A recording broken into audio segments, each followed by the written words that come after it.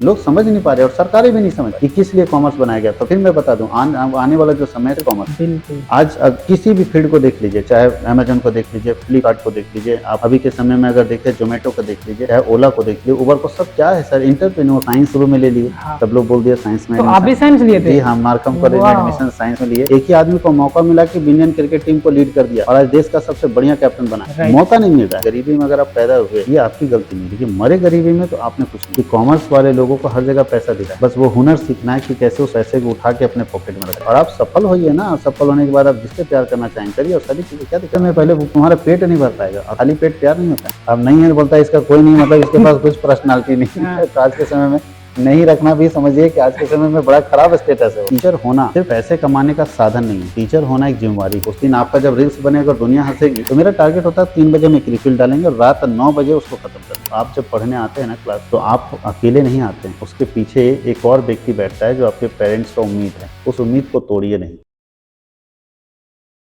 जोहार झारखंड सर। नमस्कार, जोहार झारखंड के सभी दर्शकों को कॉमर्स वर्ल्ड की तरफ से जोहार। Okay, thank you sir. कैसे हैं? बढ़िया हैं, बहुत अच्छे हैं। और हम लोग कोशिश कर रहे हैं, क्योंकि हम लोगों का प्रोफेशन टीचिंग है, हम लोग कोशिश कर रहे हैं कि बच्चों को हमेशा कुछ नया दे पाएँ, जो आज के समय में बच्चों को ज़रूरत है, और उसके लिए लगे पड़े हैं हम लोग। ओके। बाकी सर, ये हजारीबाग आपको कैसा फील होता है? ये एक ऐसा सिटी।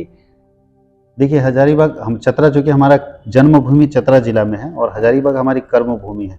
और हजारीबाग के लोगों ने, और पूरे हजारीबाग क्या, आप हजारीबाग के आसपास भी जितने ज़िले हैं, चाहे वो आप गिरिडीह की बात कर लो, बोकारो की बात कर लो, चतरा, कोडरमा और रामगढ़, ये सारे ज़िले के स्टूडेंट्स ने हमें इतना प्यार दिया कि हम लोगों को इस लायक बना दिया कि आज आपके सामने बैठे हुए हैं। और हम लोग बस बच्चों के प्यार के कारण हम लोग आगे बढ़े हैं, और कोशिश करेंगे कि हम लोग को बच्चों का कर्ज जो है वो इतना मेहनत करके उतार दें कि जितना बच्चे हम पर भरोसा करके अपना पूरा लाइफ हम लोगों का नहीं है, टीचर के हाथ में स्टूडेंट अपना लाइफ दे देता है कि सर आपको इसको जैसे बनाना बनाइए, वो कच्चे मिट्टी की तरह दे देता है कि आपको जैसे घड़ा बनाना है, जो भी खिलौना बनाना है बना दीजिए। अब शिक्षक के हाथ में होता है कि कैसे उसको, उस बच्चे को निखारे और उसका जीवन को आगे बढ़ाएं, ताकि वो जीवन में सफलता हासिल कर सके। बिल्कुल बिल्कुल। बस उसी के लिए लगे पड़े हम लोग।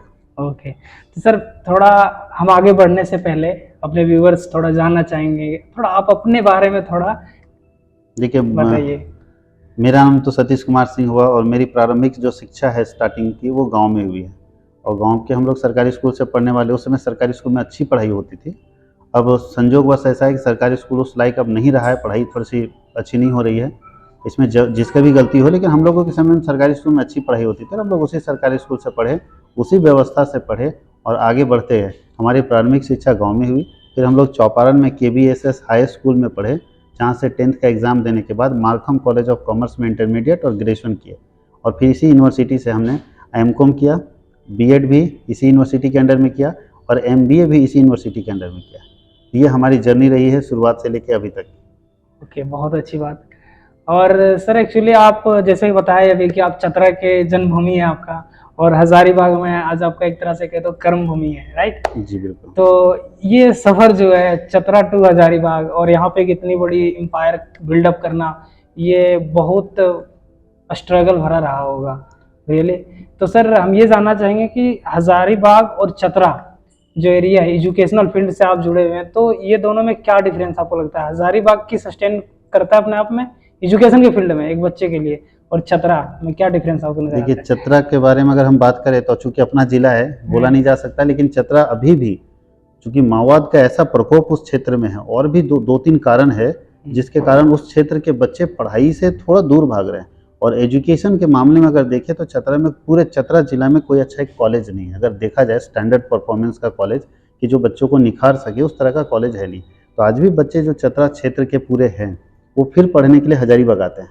तो हम लोग अगर देखें, तो हम लोगों का सपना भी है कि अगर हो सके, किसी से कोई अगर देख रहे हैं आपके व्यूअर में, अगर कोई चाहते हैं कि कॉलेज उधर खुले, तो मैं चाहता हूँ, मैं सबसे पहले झंडा लेके खड़ा रहूँगा कि अपने चतरा जिला में सबसे ज़्यादा ज़रूरी है कि एक अच्छा कॉलेज होना चाहिए, जहाँ क्वालिटी बेस्ड एजुकेशन बच्चों को मिल सके, जहाँ लगे कि बच्चा अपना करियर बिल्ड कर सकता है, सिर्फ डिग्री के लिए नहीं और पास होने के लिए नहीं। तो चतरा थोड़ा पिछड़ा हुआ है एजुकेशन के मामले में, उस मामले में हजारीबाग जिला को आप चतरा कभी टक्कर नहीं दे सकता, ये अग्रणी भूमिका निभाता है।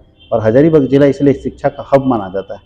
और मेरा वहाँ से यहाँ तक का सफ़र, और मेरा पर्सनल एक्सपीरियंस ये कहता है कि चतरा को भी हजारीबाग बनने में बहुत समय लगेगा, तब तक हजारीबाग मुखर्जी नगर और दिल्ली बन जाएगा। मतलब ऐसा डिफरेंस है ना। बहुत अंतर है, क्योंकि चतरा माओवाद के कारण या जो भी रीजन वहाँ रहा हो, वो एकदम बैकवर्ड एरिया है। और वहाँ से बच्चे अगर ग्रो करके, कुछ बच्चे आते हैं और बहुत मेहनत करते हैं उस जगह से निकलने के बाद, और अपने आप को बहुत अच्छे जगह पे स्टैब्लिश कर रहे हैं, बिल्ड कर रहे हैं। लेकिन सारे बच्चों के लिए जरूरी नहीं हो पाता है कि वो वहाँ से आ पाएँ। कुछ बच्चे उसी व्यवस्था में उसी तरह से पढ़ते हैं और अपने करियर को आगे नहीं बढ़ा पाते।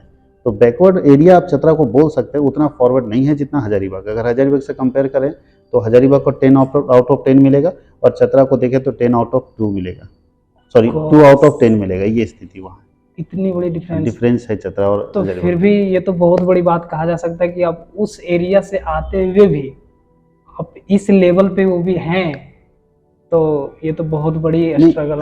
अगर चतरा बैकवर्ड है, इसका मतलब यहाँ ये नहीं कि वहाँ के लोगों का मेहनत और लोगों का सोच और लोगों का एजुकेशन बैकवर्ड है, ऐसा नहीं है। वहाँ के लोग बहुत मेहनती है, उनको अपॉर्चुनिटी नहीं मिल रही। मेरा बस एक ही मानना है कि वहाँ के लोगों को मौका नहीं मिल रहा, अपॉर्चुनिटी नहीं मिल रही। जिस दिन वहाँ के लोगों को मौका मिलेगा ना, अब हम लोग चूंकि झारखंड को अगर देखें तो झारखंड को बाकी स्टेट की तुलना में बैकवर्ड माना जाता है, लेकिन यहाँ के लोगों को अपॉर्चुनिटी नहीं मिली। जिस दिन मौका मिला ना, एक ही आदमी को मौका मिला कि इंडियन क्रिकेट टीम को लीड कर दिया और आज देश का सबसे बढ़िया कैप्टन बना, मौका नहीं मिल रहा है। आज देखिए, जिन लोगों को मौका मिला बैकवर्ड एरिया से, वो आगे बहुत मेहनत करे, क्योंकि मेहनत में कोई कमी नहीं। तो चतरा के लोग पिछड़े हुए नहीं है, चतरा में एजुकेशन सिस्टम खराब है। चाहे वहाँ जो भी पॉलिटिकल लीडर्स रहे, उनका बिल्कुल ध्येय होना चाहिए कि ना तो चतरा में एक बेस्ट हॉस्पिटल है, ना एजुकेशनल इंस्टीट्यूशन है। ये बैकवर्डनेस है। लेकिन लोग बैकवर्ड नहीं है। लोगों को अगर अपॉर्चुनिटी मिल रहा है, मौका मिल रहा है, अवसर मिल रहा है, तो बहुत तेजी से ग्रो कर रहे हैं। और ऐसे बहुत सारे चतरा के लोग हैं जो अलग अलग फील्ड में बहुत अच्छा ग्रो करके गए। बिल्कुल। इसलिए ये कहना कि चतरा को लोग बैकवर्ड है, ये मेरा कहना नहीं है। चतरा जिला बैकवर्ड है, अपॉर्चुनिटी की कमी है। हाँ, वहाँ ऐसे अवसर नहीं क्रिएट किए जा रहे हैं कि बच्चा वहाँ रुके, खुद से अपने जिले में पढ़े, उसको दूसरा जिला जाने की जरूरत ना पड़े। ऐसी व्यवस्था वहाँ सेटअप करने की जरूरत है। बिल्कुल, बहुत अच्छे तरीके से आपने एक्सप्लेन किया सर। बाकी जैसे आपने बताया कि बहुत आपने अपने एजुकेशनल फील्ड में मारखम से आपने कंप्लीट किया था, बाकी उसी में एक आपका रांची में अवार्ड को लेकर एक थोड़ा सा कुछ उसके बारे में बताएं। अच्छा, रांची देखिए हुआ क्या था, जब हम लोग 12th का एग्जाम दिए हुए थे, तो हम लोग तो चूंकि ऐसे फील्ड से थे कि कभी कभी 10th पास करने के बाद जब हम लोग 12th में आए और 12th में मेहनत की, तो हम लोगों को सिर्फ लग रहा था कि इसी तरह फर्स्ट डिवीजन अच्छा से अच्छा एक परसेंटेज से पास कर जाए। लेकिन हम लोग टॉप 10 में आ गए, टॉप 10 रैंकिंग में आ गए, जिसके कारण जब टॉप 10 रैंकिंग में आया तो हम लोगों को अवार्ड दिया गया। उसमें मधु कोड़ा मुख्यमंत्री थे और बंधु तिर्की शिक्षा मंत्री थे। उस समय हम लोग को प्राइज दिया गया था, 4000 रुपया नगद राशि थी, जो चेक के द्वारा दिया गया था, और एक सर्टिफिकेट प्रमाण पत्र जारी किया गया था। उसमें हजारीबाग जिला में मेरा प्रथम स्थान था, और रेखा रानी मारकम कॉलेज की प्रिंसिपल थी, और उसी समय हम लोग गए हुए थे। तो मेरे साथ एक हादसा हुआ कि हमको जब चेक मिला तो उस दिन हम जा नहीं पाए अवार्ड लेने के लिए। तो चेक मेरा आ गया मारकम कॉलेज ऑफ कॉमर्स। अब रेखा रानी जी के पास हम गए, उसमें फोन वगैरह तो होता नहीं था, ये 2008 की बात है। तो गए मैडम के पास कि मैडम हमारा पैसा है तो दे दीजिए। अब चेक तो मैडम दे दी, और मेरा अकाउंट जो बैंक अकाउंट खुला है state bank of India cinema hall के पास, जो लक्ष्मी सिनेमा हॉल है वहाँ पे खुला है, और मेरी गारंटर जो है मारकम कॉलेज ऑफ कॉमर्स ही है। उसमें रेखा रानी मेरी गारंटर बन के मेरा अकाउंट ओपन करवा दी सिंगल डे में। अब जब हम पैसा डालने गए चेक का, तो बैंक वाले लोग बोलते हैं कि चेक तो कैश नहीं होगा। तो फिर गए मैडम के पास, उसमें 12th पास किया वो बच्चा को कितना नॉलेज है। तो फिर गए मैडम के पास, तो मैडम बोली कि कैसे नहीं होगा, तुम ठीक से नहीं डाला होगा। फिर गए बैंक, तो बोले नहीं आएगा। फिर बोले कि मैडम ऐसे ऐसे बोल रहा है, नहीं होगा। तो फिर मैडम अपने अकाउंट सेक्शन को भेजी कि देखो क्या होगा। तो बैंक वाला बोला कि यहाँ चेक कैसे नहीं होगा, रांची ही जाना पड़ेगा। फिर एग्जामिनेशन डिपार्टमेंट में मेरा चेक गया। एक व्यक्ति एग्जामिनेशन डिपार्टमेंट का रांची आता जाता रहता था, उनको दे दिया गया चेक। वो चेक लेके गए, उनको भी पैसा नहीं मिला। और गर्मी का समय रहता है जब रिजल्ट आता है मई जून का, और एकदम गर्मी में यहाँ से मारकम कॉलेज जाना और आना एकदम थकान लगता था कि चेक फाड़ के फेंक दें, पैसा मिलेगा नहीं। तो अंतिम में वहीं पे जब मैडम के पास लास्ट में चेक रिजेक्ट हो गया, तो साइंस डिपार्टमेंट के हेड बैठे थे, वो देखे कि मैडम ये क्रॉस चेक है और स्पेशल क्रॉसिंग है, मतलब इसका पैसा उसी बैंक में मिलेगा और उसी बंदे को मिलेगा जिसके नाम पर है और जहाँ का अकाउंट है। तो चूंकि वहाँ झारखंड एकेडमिक काउंसिल का जो अभी नया ऑफिस बना हुआ है, उसी में बैंक था और उसी में जाके हमको पैसा लेना था। फिर यहाँ से हम रांची गए, झारखंड एकेडमिक काउंसिल गए, वहाँ पे सिर्फ चेक दिए और पैसा लेके आ गए। ये परिस्थिति थी, और उस पैसे से सबसे पहले हमने एक मोबाइल खरीदी थी। वाह, मतलब एक बहुत एक अलग कहानी है, उसके लिए अलग कहानी है। तो रियली सर, जैसे आपने कहा कि आप टॉपर थे मारकम के, और तो उस टाइम पे सर आपके अंदर काफ़ी शिक्षा को लेकर या तो पढ़ाई, आप जैसे हम लोग जैसा एज में होंगे तो काफी अलग अलग स्ट्रेटजी यूज करते होंगे पढ़ाई करने के। हाँ, पढ़ने के देखिए सब सारी है, तो सारे स्टूडेंट का अपना अपना कैपेबिलिटी हाँ, होता अपना है, अपना क्योंकि तरीका भी होता है। हमारे तरीके को कोई स्टूडेंट अगर अप्लाई करना चाहेगा तो जरूरी नहीं कि उसको सक्सेस मिल जाए। हर राइट स्टूडेंट राइट। का अपना अपना तरीका है कि उसको कैसे पढ़ना चाहिए, कैसे उसको सूट करता है। मेरी पढ़ाई का तरीका था, हम रात में ज़्यादा नहीं पढ़ते, हाँ हम मॉर्निंग 3 बजे उठ के और सुबह सुबह पढ़ लेते थे। 3 से लेकर 6 9 बजे तक पढ़ लिए, 6 घंटे का कोटा पूरा, और लगभग कोशिश करते थे कि 10 से 11 घंटा पढ़ ले। और अब चूंकि उसमें हम घड़ी भी नहीं रखते थे, मतलब रूम में घड़ी भी नहीं था, हम लोग को कैसे पता चलेगा कि आप कितना बजे उठे। तो एक हाथ में घड़ी हमारे पास रहती थी, हमेशा घड़ी पहनते थे, अभी छोड़ दिया हम। तो घड़ी हमारे पास रहती तो उसी से हम उठते थे। और वहाँ हम लोग क्या करते थे कि एक जो रिफिल होता है ना पेन का, हाँ। हमारा टारगेट होता था कि सुबह 3 बजे वो रिफिल हम अपने पेन में डालेंगे। पहले हम लोग रिफिल खरीदते थे, अब तो बच्चा पेन ही फेंक अब तो देता है, पेन नया ही फेंक खरीद देता, देता नया है। पेन खरीदा, बिल्कुल। तो हम लोग रिफिल खरीदते थे, पूरा 10 रिफिल एक 10, साथ खरीद हाँ लिए हाँ। और उसी को पेन में, वही पेन में डाल डाल के पढ़ते थे। तो मेरा टारगेट होता 3 बजे में एक रिफिल डालेंगे और रात 9 बजे उसको खत्म कर देंगे।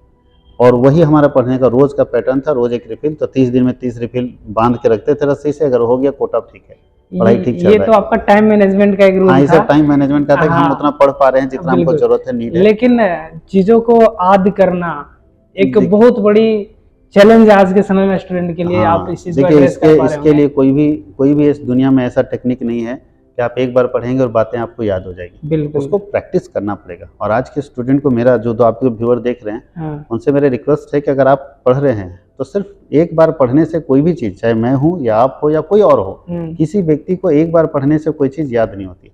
उसको प्रैक्टिस करना पड़ता है, लगातार कंटिन्यूअस दिमाग में सेट करना पड़ता है। कभी कभी कोई चीज़ याद नहीं होता था ना, कोई ट्रिक है याद नहीं हो रहा है बिजनेस स्टडी का, बिल्कुल। तो हम लोग को चूंकि उसमें मोबाइल नहीं हुआ करता था, अभी तो 100%। स्टूडेंट के पास मोबाइल है। हाँ तो कभी कभी संडे में जब ज़्यादा थक जाते थे पढ़ते पढ़ते, तो ये झील के किनारे अपना पेपर में लिख के जाते थे और वहीं बैठ के अपना पढ़ लेते थे। आज के समय तो स्टूडेंट के पास है कि स्टूडेंट मोबाइल का रिकॉर्डिंग ऑन करे और आराम से जो समझ में नहीं आ रहा उसको बोल दे, और जो गाना सुनता है उस जगह पे कान में ईयरफोन लगा के रिकॉर्डिंग सुने, कितना आसानी से याद हो जाएगा। वाह तो amazing। अगर वो चाहेगा स्टूडेंट पढ़ना, डेडिकेशन उसका है कि हमको करना है, उसको अपने माँ बाप के सपने दिख रहे हैं, अपने सपने दिख रहे हैं, तो वो बच्चा कर लेगा, दिक्कत नहीं। मतलब ये सब फंडे आप यूज किया हाँ करते बिल्कुल, थे। अलग अलग टेक्निक यूज किए हुए, जो पर्सनल मेरा टेक्निक हो सकता है किसी के ऊपर सेट करे, किसी के ऊपर नहीं ना नहीं भी नहीं करे। रियली सही बात है। और उस टाइम पे सर कैसे आपके फ्रेंड सर्कल का थोड़ा कुछ तो डिस्कस कीजिए। और मैं चूंकि मेरी दोस्ती, मतलब दोस्ती रखने का जो पैटर्न है ना मेरा, वो शुरू से नहीं रहा है। हाँ थोड़ा सा के अकेलापन के शिकार हुई, ये मेरी कमी है, कमजोरी है कि दोस्त हम नहीं बना पाए। लेकिन जो लोग मेरे साथ जुड़े रहते हैं, ऐसा नहीं कि किसी के साथ मेरा गलत संबंध है या ऐसा संबंध है कि जिसके साथ उसके साथ झगड़ा झंझट हो, ऐसा नहीं। सबके साथ है, बट समय नहीं दे पाते हैं। और मेरे से सारे लोगों को यही समस्या है, घर में भी हो चाहे बाहर भी हो, तो सब लोगों को यही समस्या है कि आप टाइम नहीं दे पाते। तो इसका लेकिन क्या? चूंकि मेरा डेडिकेशन है, क्या टीचर होना सिर्फ पैसे कमाने का साधन नहीं है, टीचर होना एक जिम्मेवारी है। अगर 500 बच्चे आपके पास पढ़ते हैं तो 500 पेरेंट्स की उम्मीद आप पर है। अगर वो बच्चा अच्छा करेगा तो 500 पेरेंट्स जो अपना पैसा लगा रखे हैं, सब कुछ लगा रखे उस बच्चे के लिए, तो उनकी उम्मीद है कि आप उनके बच्चे को अच्छा बना के देंगे। और लगता है मुझे, मेरा मानना है कि टीचर होना एक रिस्पॉन्सिबिलिटी है, एक उत्तरदायित्व है। जितने ज़्यादा बच्चे पढ़ते हैं उतना दायित्व आपका है और उतने बच्चे को आपको सक्सेस करना है। हाँ, कुछ बच्चे उसमें नहीं पढ़ने वाले होंगे, फिर भी कोशिश करना है, क्योंकि टीचर कभी नेगेटिव सोच नहीं सकता। कोशिश करना है कि वैसे बच्चे जो नहीं पढ़ने वाले हैं उनको भी हम कोशिश करें कि उनको उस लायक बना दें कि कम से कम जीवन में अच्छा कर सकें। और जो बच्चे पढ़ने वाले हैं वो तो हमारी जिम्मेवारी है, हमारी लायबिलिटी है। तो स्टूडेंट को हम अपनी लायबिलिटी मानते हैं कि हम लोगों को उसको अच्छे से पढ़ाना है। उसने पैसा दिया, उसका पैसा पूरा यूज होना चाहिए। मतलब आप पूरा टाइम स्टूडेंट हाँ, के करियर के लिए invest इसीलिए हम करते थोड़ा शुरू से पढ़ने के समय तो पढ़ाई पर दिए, और जब पढ़ाई छूटा उसके बाद शुरू से, जिस दिन से मेरा ट्यूशन स्टार्ट हुआ है, 2 बैच भी पढ़ाते तो 13 घंटा काम करते थे। आज हम इतने बैचेस पढ़ा रहे हैं फिर भी 13 घंटा काम करते हैं। जो रूटीन उस समय था वही रूटीन आज भी। मतलब मैंने आपका देखा है कि 2007-2008 से शायद आपने कि इससे 2008 से मैंने शुरू किया। 2008 से अपना स्टार्टअप किया है। और सर जैसे आज काफ़ी स्टूडेंट देख रहे होंगे ये इंटरव्यू, ये पॉडकास्ट, तो एक सवाल मेरा ये है कि आजकल एजुकेशन का एक बहुत अच्छा माहौल है और कहा जाए तो फ्री एजुकेशन है आज, इस चीज़ को आप मानते हैं ना? जी बिल्कुल। पूरी यूट्यूब भरा पड़ा है। तो अगर आपसे आज अगर कोई विद्यार्थी पूछना चाहे कि सर अच्छे तरीके से पढ़ाई करने का कुछ ऐसे टिप्स जो आप शेयर कर सके आज के एडवांस सिस्टम को यूज करके, तो आप थोड़ा कुछ कैसे गाइड करेंगे अपने बच्चों को? देखिए, गाइड उन बच्चों को करना है जो कंफ्यूज है। हाँ जो लोग एक व्यक्ति से डिसीजन लेता है, एक व्यक्ति से हमेशा अपना बात पूछता है, एक ही व्यक्ति का डिसीजन मानता है, और जो पढ़ने वाला बच्चा है, जो डेडिकेटेड है कि हमको कुछ करना है। और मेरा मानना है कि जो जिन लोगों को पैसे की अभाव होती है ना, पैसे की दिक्कत होती है, पैसे की कमी होती है, या जिसे हम गरीबी बोलते हैं, हम लोग भी उस फैमिली से हैं और हम लोग झेल के आए उसको, वो बच्चा मेहनती होता है, उसको बताने की जरूरत नहीं कि क्या करना है। हाँ, उसको सिर्फ गाइड कीजिए कि आगे क्या कर सकते हो, बाकी वो मेहनत करने के लिए तैयार है। वैसे बच्चे जो नहीं पढ़ने वाले हैं, उनको आप कैसे पढ़ाएंगे, इसको लेकर हम लोगों की चिंता रहती है कि वैसे बच्चा, हमारे यहाँ देखिए कॉमर्स वर्ल्ड हजारीबाग में, सोचिए जो बच्चा ऑफलाइन पढ़ता है, यहाँ क्लास करके गया, वो रिकॉर्डेड वीडियो उसके मोबाइल पे पहुंच गया।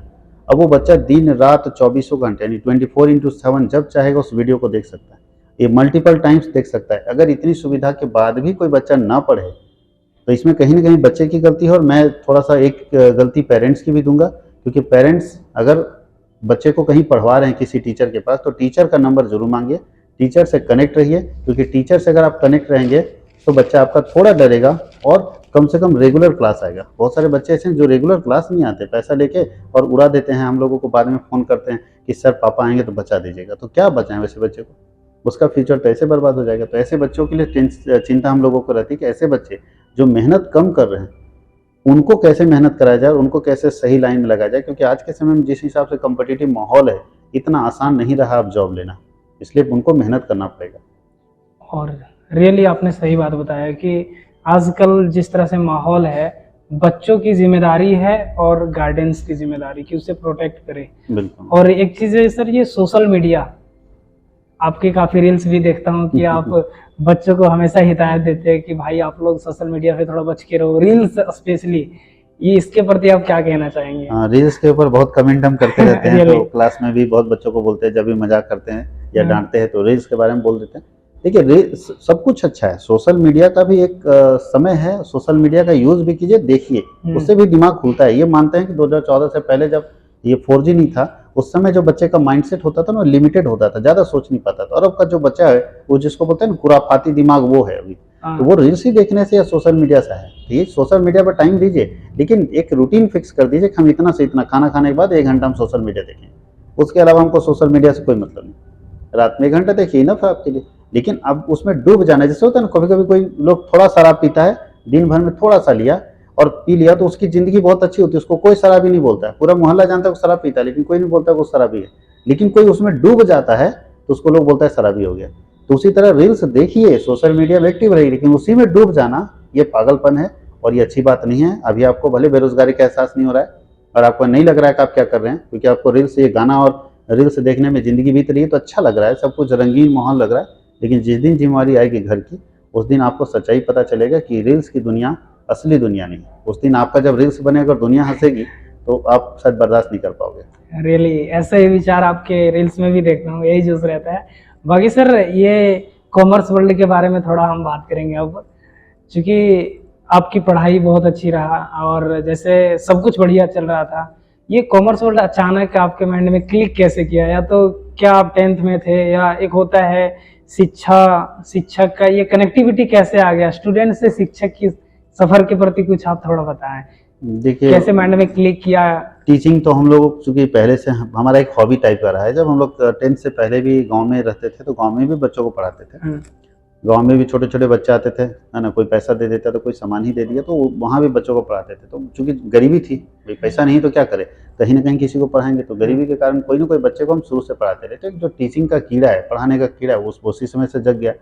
और 12th के बाद चूँकि मुझे लगता है कि मैं CA करने के प्लान में था, लेकिन कुछ ऐसी मतलब मेडिकल इमरजेंसी आने के कारण पापा को ब्रेन ट्यूमर हो गया। तो ये सब मेडिकल इमरजेंसी और सोर्स ऑफ इनकम उतना है नहीं, तो अचानक लगा कि ट्यूशन फील्ड में मूव करना चाहिए।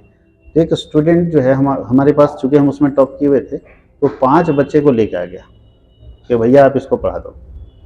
हम बोले पैसे एक ही सर पे पढ़ाएंगे जब आप वो पैसा दे देगा, क्योंकि हमको उसमें पैसे का बहुत नीड था। वो सारा बच्चा एक ही बार में सारा पैसा दे दिया। उसमें 3000 फी रखते थे हम कॉमर्स के चारों सब्जेक्ट का। सारा बच्चा तो 12,000 पहली बार हम एक एट ए टाइम देखे अपने जीवन में, अपनी कमाई का। तो लगा कि पैसा आ गया। एक पैसे का नशा ही अलग होता है, ये बोला जा सकता है। और जो पढ़ाना शुरू किए, फिर हम पीछे मुड़ के देखे ना कुछ देखे, लगा कि इस फील्ड में हमको अच्छा ऑप्शन मिल सकता है और हम जी जान लगाए। और स्टूडेंट का भी परफॉर्मेंस अच्छा रहा। जो मेरा पहला बैच का स्टूडेंट है वो 5 में से 4 गवर्नमेंट जॉब में। एक तो यहाँ इंडियन पोस्ट ऑफिस में है, भारतीय पोस्ट ऑफिस में जब जाते हैं तो मिलता रहता है, अभी बड़ी पोस्टिंग हुआ है उसका। और बाकी लोग रेलवे में लोको पायलट है, तो कोई कहीं सेटअप है, तो मैक्सिमम बच्चे जॉब में रहते हैं, कहीं ना कहीं जॉब में है, क्योंकि वो पहले से उत्साहित थे पढ़ने के लिए। तो धीरे धीरे वहाँ से 5 बच्चों से शुरू किया और हम लोग 800-900 बच्चे तक सफ़र पूरा किए हैं। तो अभी तो खैर कॉमर्स वर्ल्ड ऑनलाइन हो रहा है, तो अब तो बच्चों की संख्या और बढ़ेगी, बड़े पैमाने पर कॉमर्स वर्ल्ड के साथ लोगों का और बच्चों का प्यार जुड़ रहा है। ये काफ़ी टाइम का एक रहा करियर, जैसे आप 2008 आपने बताया और अभी 2023 चल रही है, तो कहीं ना कहीं 14-15 साल का एक फेज है। हाँ, तो 15 साल गुजर गए अप्रोक्स, इसलिए। हाँ।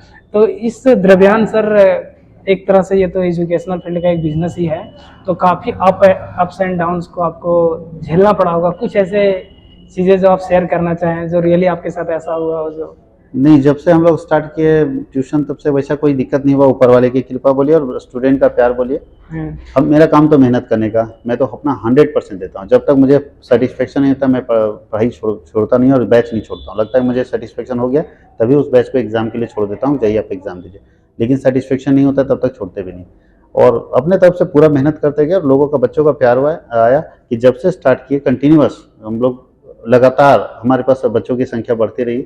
और लगभग पिछले 8 या 9 सालों से अगर देखें तो हजारीबाग में, चूँकि अपने मुँह से तो बोलना नहीं चाहिए, लेकिन हजारीबाग नंबर 1 में अभी ट्रेंड कर रहा है कॉमर्स वर्ल्ड हजारीबाग।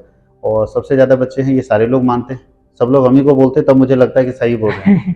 मुझे वैसे किसी के बारे में जानकारी नहीं रहता है, और मैं ज़्यादा बाहर नहीं घूमता हूँ क्योंकि समय नहीं दे पाता हूँ। तो बाहर बहुत कम, लेकिन बाहर से बहुत सारे हमारे दोस्त हैं या बहुत सारे शिक्षक हमें मिलते हैं, तो वो बताते हैं कि नहीं आपके पास ज़्यादा बच्चा है। तो लगता है कि हाँ, हमारे पास ठीक ठाक है अभी। और कोविड के समय थोड़ा-सा लगा, नेगेटिव हम लोग हो गए, और अब आज अफ़सोस होता है कि अगर कोविड के समय थोड़ा-सा हम लोगों को कोई मोटिवेट कर दिया रहता कि डिजिटल एजुकेशन क्या है, तो आज कॉमर्स वर्ल्ड हजारीबाग का रूप रंग बदल जाता। लेकिन थोड़ा लेट, देर सही लेकिन दुरुस्त आए हैं। थोड़ा देर हुआ, 2 साल हम लोगों को लगा कि सब कुछ बर्बाद हो गया, तो 2020 का 1 साल हमारा पूरा लाइफ गड़बड़ाया है। उसके बाद फिर हम लोग लगे, और 2022 से जो कंटिन्यूअस लगे हुए हैं, तो पर डे कम से कम 15 से 16 घंटा काम हम कर रहे हैं। और उम्मीद है कि 2024 तक डिजिटल एजुकेशन में कॉमर्स वर्ल्ड एक अच्छा रोल निभाएगा पूरे झारखंड में। वाह, ग्रेट। थैंक यू सर इस चीज़ के लिए। बाकी सर अभी जिस प्रकार से आपका बच्चों के प्रति जुड़ाव है और आपका कॉन्फिडेंस देख रहे हैं, रियली हमें लगता है फ्यूचर में पूरी झारखंड के लिए एक बहुत अच्छा तरीका से आप कॉमर्स फील्ड के लिए एक रोल। देखिए, मेरा सपना है कि झारखंड में डिजिटल एजुकेशन के पीछे जो मेरा काम करने का मेन एम है, मुख्य उद्देश्य है, वो सिर्फ इस बात के लिए कि मैं जब गांव जाता हूँ ना, तो देखता हूँ कि गांव की बच्चियाँ आर्ट्स से लेके पढ़ रही, और जब पेरेंट्स से मिलता हूँ तो बोलते सर मैं आर्ट्स दिलवाना नहीं चाहता था, लेकिन मैं कॉमर्स दिलवाना चाहता था या साइंस दिलवाना चाहता, लेकिन ट्यूशन कहाँ जाएगी बच्ची मेरी, और मैं हजारीबाग भेज नहीं सकता। चाहे भी जो रीजन हो, पैसे का रीजन हो या सिक्योरिटी भी आज के समय में फैमिली को बहुत बड़ा मैटर हो गया कि हाँ, सिक्योरिटी का रीजन है कि पैसे का रीजन है, लेकिन हम हजारीबाग भेज नहीं सकते। और जहाँ पे हमारी बच्ची रह रही है वहाँ पे अच्छा एजुकेशन है नहीं। अब अच्छा एजुकेशन अगर फिजिक्स वाला का PW का है, तो सवाल है कि मेरी बच्ची उसकी बात को समझ नहीं पाएगी। तो जो गांव में रहने वाले बच्चे हैं जिनका लेवल थोड़ा नीचे है, अगर एजुकेशन के मामले में देखा जाए, शायद मैं गलत कर रहा हूँ, नहीं, लेकिन थोड़ा लेवल नीचे है, उन बच्चों को समझाना और उनको पढ़ाना सबसे ज़्यादा जरूरी है। और वो बच्चे बहुत मेहनती होते हैं। वो बच्ची बुक से सारा का सारा क्वेश्चन बना रही है खुद से। एक बच्ची हमसे मिली और बुक से क्वेश्चन बना रही है, अपने से मेहनत करके बना रही है, 3 बार गलत हो रहा है फिर भी बना रही है।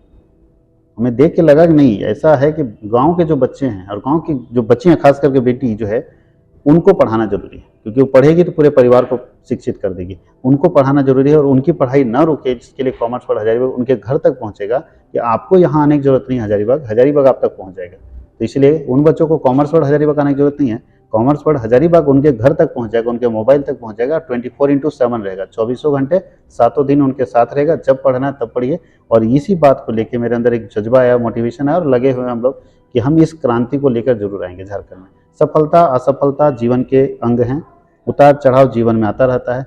सफल हो ना सफल हो मेरे लिए कोई मैटर नहीं करता। अगर हम हार भी जाएं, असफल भी हो जाएं, कोई दिक्कत नहीं है। सेटिस्फेक्शन जरूर होगा कि हम काम तो किए, मेहनत किए, बैठ के तो नहीं रहे। ओके। जैसे भी एक आपका संघर्ष की कहानी एक अपना एपिसोड शुरू किया है, मुझे बहुत अच्छा लगा रियली खुद से कि पहले आप शिक्षक हैं जो इस तरह के मूवमेंट शुरुआत कर रहे हैं एम्पावरमेंट के लिए। मैं आपसे पूछना चाहूँगा, उसमें वो आपके टूटे हुए घर, वो आपकी कहानी सुन के रियली हमें भी बहुत ऐसा लग रहा था यार, क्या है? नहीं, वो सफलता की कहानी जो मैंने चैनल शुरू किया है, यूट्यूब के ऊपर भी है, फेसबुक के ऊपर है, हाँ। उसके पीछे का रीजन अचानक जब मैं खाली बैठता हूँ तो मेरा दिमाग चार तरफ दौड़ता है। एक खाली दिमाग शैतान का बोलते हैं, तो मेरा खाली दिमाग जो शैतान का है, कुछ ना कुछ लगता है कुछ नया करे। तो ये छुट्टी थी रामनवमी की, तो मुझे लगा कि कुछ करना चाहिए। बट बहुत सारे बच्चे ऐसे होते हैं ना जिनको लगता है कि चूंकि मेरे पास पैसा नहीं है, हम गरीब फैमिली से बिलोंग करते हैं, तो हम कुछ नहीं कर सकते। ऐसा गलत फहमी उनके अंदर बहुत ज़्यादा है कि मेरे पास पैसा नहीं है, मेरे पापा गरीब है, कैसे पढ़ा देंगे। हमारे साथ भी यही था, लेकिन कुछ ऐसा सिचुएशन इंसिडेंट हो जाता है लाइफ में जहाँ बोल्ड लगता है कि हाँ हम कर सकते हैं, कोई दिक्कत नहीं। कभी बाध्यता है ही नहीं, कैसा पैसा कभी बैरियर है ही नहीं एजुकेशन में। अगर आप पढ़ने में तेज हैं तो दुनिया में कोई ना कोई आपको सपोर्ट कर देगा। आप अपना डेडिकेशन पढ़ाई पर रखो। तो ये इसीलिए कि ऐसे बहुत सारे बच्चे सोचते हैं कि हमारे पास पैसा नहीं, हम गरीब आदमी, हम ये सपना नहीं देख सकते, बड़े बड़े कॉलेज में हम सपना नहीं देख सकते, हम बीएचयू में एडमिशन नहीं ले सकते, हम दिल्ली यूनिवर्सिटी में एडमिशन नहीं ले सकते। उनके लिए मेरी ये कहानी थी कि आप देखो कि हम लोग भी कोई टाटा बिरला के खानदान से नहीं आए हुए, हम लोग भी उसी ज़मीन से उठे हुए हैं और उसी जगह से आए हुए हैं। अगर आप मेरी कहानी सुन के अगर कुछ मोटिवेशन किसी स्टूडेंट में आ जाता है, वो जी जान लगा के अपना मेहनत करता है, तो इससे बढ़िया और क्या हो सकता है। बिल्कुल राइट सर। अभी जैसे आपने बताया कि गरीबी और वैसे भी हालत से आप भी है और हम लोग भी सब एक पुअर फैमिली से बिलोंग करते हैं, तो कुछ ऐसे इंसिडेंट आप शेयर कर सकते हैं जब आपको पढ़ाई के दौरान या आपके करियर में ऐसा फील हुआ होगा यार पैसा बहुत ज़रूरी है यार, शायद आज मेरे पास होता, तो कुछ मतलब एक ट्रिगर पॉइंट जब आपको लगा हो कि रियली यार ज़िंदगी में पैसा तो कमाना पड़ेगा भाई बहुत अच्छे तरीके से। ये गरीबी में सबको एक बार कभी ना कभी, जितने लोग हम लोग जो मिडिल क्लास फैमिली वाले को उतना ही पैसा मिलता है जितने में घर चल सके। तो मेरे पेरेंट्स सब कुछ में कॉम्प्रोमाइज़ कर सकते हैं, लेकिन पढ़ाई में शुरू से कॉम्प्रोमाइज़ नहीं किया। बोले भाई कपड़ा बाद में, कपड़ा फटा हुआ चलेगा, लेकिन एजुकेशन में बुक ला के पापा दे देते तुम पढ़ो। तो पढ़ाई में कभी हमारे पेरेंट्स कॉम्प्रोमाइज़ नहीं किया और इसी का देन है कि हम लोग यहाँ पहुँचे। और यही है, पैसा बहुत ज़्यादा हमारे पेरेंट्स नहीं कमाते थे, शायद जितना हमारे पेरेंट्स कमाते थे उसके कंपैरेटिव बहुत लोग हमारे गांव में अच्छा कमाते थे, लेकिन उनके बच्चे अच्छे नहीं हो पाए क्योंकि उनका इन्वेस्टमेंट जो है वो किसी और चीज़ में हो गया, पढ़ाई में नहीं हुआ। और हमारे पेरेंट्स जो हैं वो बाकी चीज़ का इन्वेस्टमेंट छोड़ के सिर्फ एजुकेशन पे इन्वेस्ट किए, और ये एजुकेशन वाला जो पेड़ होता है वो ज़्यादा जल्दी फलदार होता है, और देखिए आज उसका रिटर्न मिल रहा है। तो मेरा मानना है कि हर पेरेंट्स के लिए, जो आपके चैनल के माध्यम से मुझे देख रहे हैं, कि अपने बच्चों के एजुकेशन पे इन्वेस्टमेंट कीजिए। ये एक ऐसा इन्वेस्टमेंट है जिसका रिटर्न लाइफ लॉन्ग मिलता रहता है। आप घर बनाएंगे 20 साल चलेगा, 30 साल चलेगा, उसके बाद टूटेगा, लेकिन एजुकेशन ऐसा है जो आपके बच्चे को लाइफ लॉन्ग, जब तक वो जिंदा रहेगा तब तक डिविडेंड देता रहेगा, तब तक रिटर्न देता रहेगा। एजुकेशन करवाइए, अपने बच्चों को एजुकेट करवाइए।